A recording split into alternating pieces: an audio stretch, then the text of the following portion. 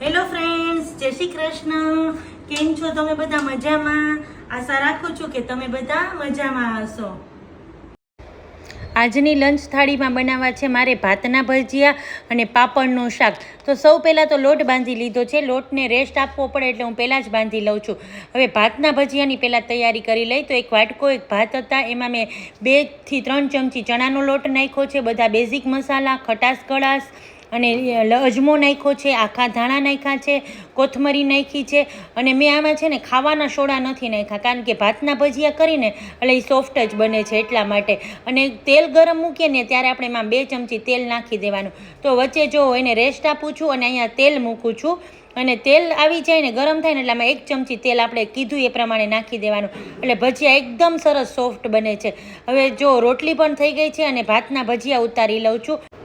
ભાત આપણા બચ્યા હોય ને એમાંથી વેસ્ટમાંથી બેસ્ટ આપણે કાંઈ બી બનાવી શકીએ. તો મેં ભાતના ભજીયા બનાવ્યા છે.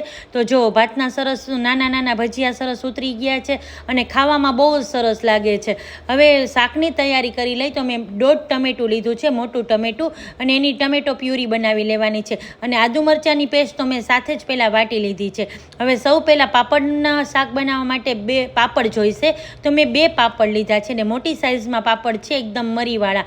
તો આ રીતે કપડું ચલાવી અને પાપડ લોઢી પર શેકી લેવાના છે. હવે શાકનો વઘાર કરવા માટે પહેલાં મેં રાઈ મૂકી દીધી છે, જીરું મૂકી દીધું છે અને લીમડો અને સૂકું મરચું મૂકીને વઘાર કરવાનો છે. પણ એક ઘૂંટડો પહેલાં મેં પાણી લઈ લીધું છે અને પાણીમાં આપણે બધા બેઝિક મસાલા કરી લીધા છે. હવે તેલ સરસ ગરમ થઈ ગયું હતું, બધું રાઈ જીરું ફૂટી ગયા હતા. આદુ મરચાંની પેસ્ટ પહેલાં નાખી છે, ટમેટો પ્યુરી નાખી છે.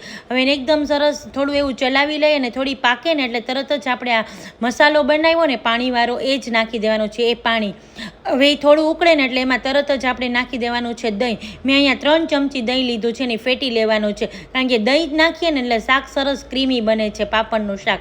હવે 3 ચમચી દહીં નાખી અને થોડી વાર ચલાવવાનું છે કે દહીં ફાટે નહીં. હવે આપણે જોઈતા પ્રમાણમાં પાણી નાખવાનું છે. પાણી થોડું વધારે નાખવાનું, કારણ કે પાપડ છે ને પાણી બહુ પી જાય. તો મેં ગરમ મસાલો અને કસૂરી મેથી પણ નાખ્યા છે. કસૂરી મેથીનો સ્વાદ આમાં બહુ જ સરસ લાગે છે, એટલે એ સ્કીપ ન કરવું. અને પાપડના છે ને બહુ નાના ટુકડા નહીં પણ મોટા ટુકડામાં જ કટ કરી અને પાપડ આપણે નાખી દેવાના. અને આને છે ને થોડી વાર ઉકળી જાય ને એટલે તરત જ બંધ કરી દેવાનું. અને તેલ જોવો છૂટું પણ પડી ગયું છે. હવે પાપડના શાકને આપણે 5 મિનિટ સુધી એમને ઢાંકેલું રહેવા દેવાનું, પછી સર્વ કરવાનું. એટલે પાપડ અને રસો બે સરસ એકદમ એક રસ થઈ જાય. હવે આપણે થાળી પીરસી લઈ. એમાં મૂકી છે રોટલી, આપણું સરસ ચટાકેદાર પાપડનું શાક, સેલડ છે, આપણા ભાતના ભજીયા છે, ચટણી છે, ઉપરથી આપણી બધાની પ્યારી છાશ તો ખરી જ. આવી